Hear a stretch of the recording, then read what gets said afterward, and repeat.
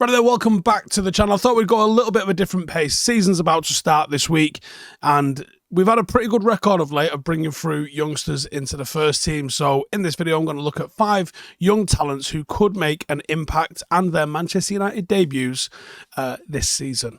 You know, there's some gaps in the senior team, and there are promising prospects rising through the club that might be able to fill in a little bit of a hole. First one we're going to talk about then is Harry Amas. Now, United have had fitness and reliability issues at left-back with Malacia and with Shaw, and actually for a long while at the moment. Now, he didn't feature in the Community Shield, and I think that was interesting as to why. Maybe even a mistake as to why we actually didn't see him. But I don't think it's the end of the world for him. I think there's still plenty of time to see him, and I'm pretty sure we will see him. He's got to develop a little bit physically. He needs to switch on a little bit more defensively, but the technical qualities are off the chart. He progresses the ball real well. There's an attitude in terms of a grittiness that he's got, which I really like about him. He provides an attacking threat.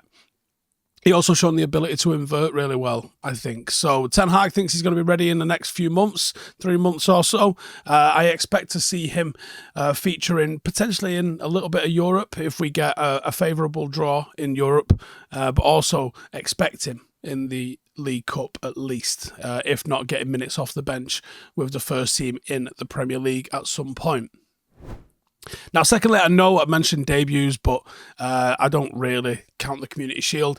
And Toby Collier is one that did come off the bench in the Community Shield and did make his debut technically there, but let's be honest, we want to see it in proper competitive football.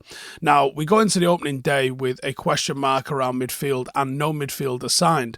Casemiro has looked okay, I think it's fair to say, but I think Collier has shown that he is physically ready for the first team and has traits that would make him a pretty reliable squad player in that first team. You've still got the likes of McTominay and Eriksen probably being more like surplus to requirements, and the sporadic form that we've seen in Casemiro means that I'm not sure you can rely on him playing 55 games and 90 minutes every single week, and Mount is a different profile of player.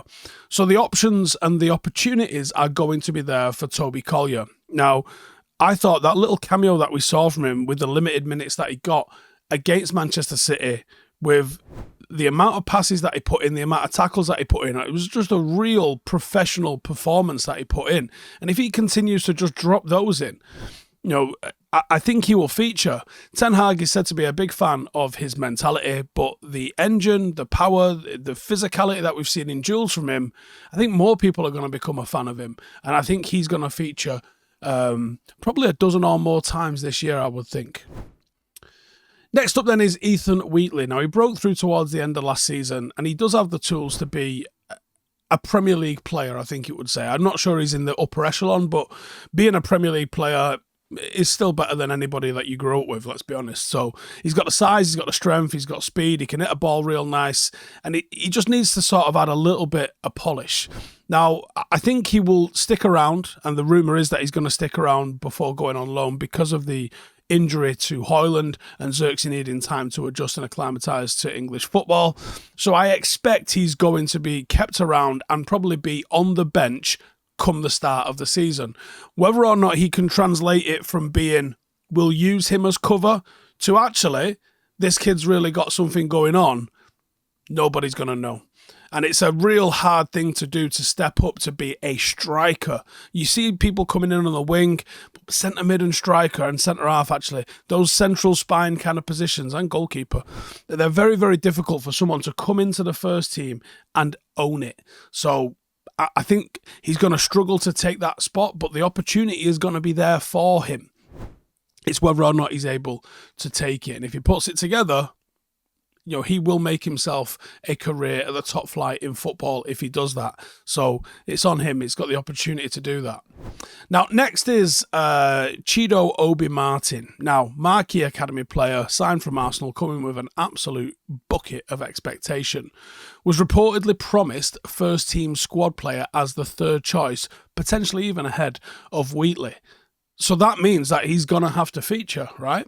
Now, he was absolutely head and shoulders above his peers at his age group, having a period where he scored 24 goals in 7 games at academy level for Arsenal. I'm going to repeat that stat because I think you weren't paying attention. Stop scrolling on your phone and listen to what I'm saying. 24 goals in 7 games. I'm just going to let that marinate a little bit. It's ridiculous. Now, the thing with him is he's a big lad.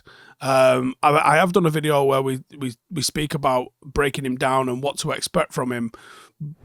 But this is someone who's got the physicality to walk in there now. He's got a touch of the Zlatan about him. Like, he's just big at this age. Now, he's got to grow, and he will grow.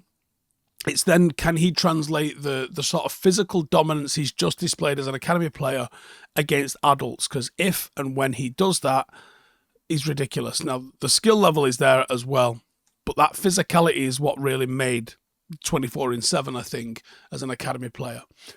But I think you might see him as well. He might feature off the bench too, so keep an eye on him.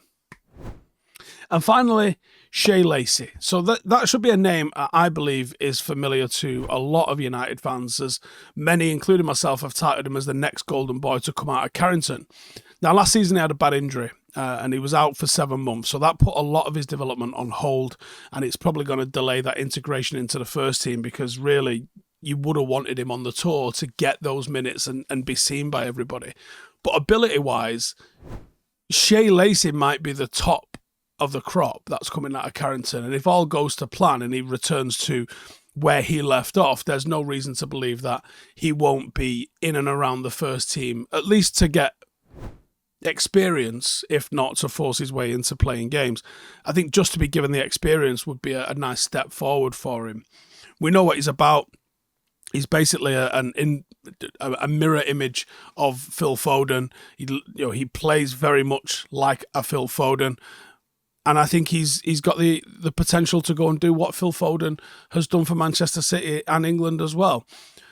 But he's not just the only one. I think he might be later in the year than the rest of the people that we've mentioned on this list, but I've had to include him because I do think he is on this list on merit.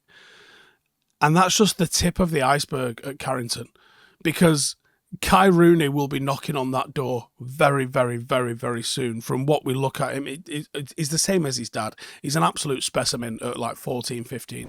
He's going to get given the opportunity, partially because he is the son of Wayne Rooney, but partially because he's also ridiculous. So that's going to happen.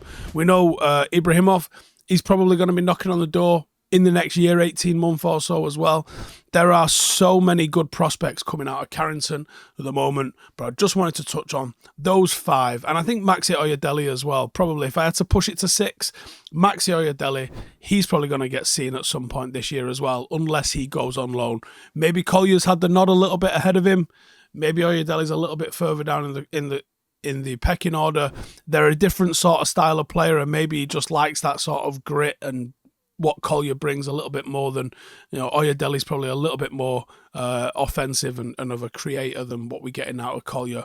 But he's still a good footballer that could come and play for Manchester United. And again, if he's the option as a squad player, I would have no dramas with that whatsoever. And that's what we should be doing, using the academy to pad out the squad and then bringing in that world-class talent if we can't develop it ourselves. But, Manu has shown that we can develop world-class potential talent, 'cause he's not quite there with it just yet. But let me know in the comments, agree with that 5/6? Otherwise, let me know who you think is going to be the big one that breaks through this year. And I'll see you in the next one. Laters. Hey, thank you for watching the video. If you are new around these parts, then don't forget to subscribe. My channel is proudly supported by my community on Patreon. If you'd like to get a little bit of extra content, a Discord group, meetups, 5-a-side games, weekly podcasts, behind the scenes, and even an occasional bit of transfer news as and when I get it, then for the price of a pint, you can show your appreciation for the content that we make and get some goodies for doing so as well. Check the link in the description or click the button right here. You'll also find all of my socials here too if you want to follow me on any of those platforms. Nice one.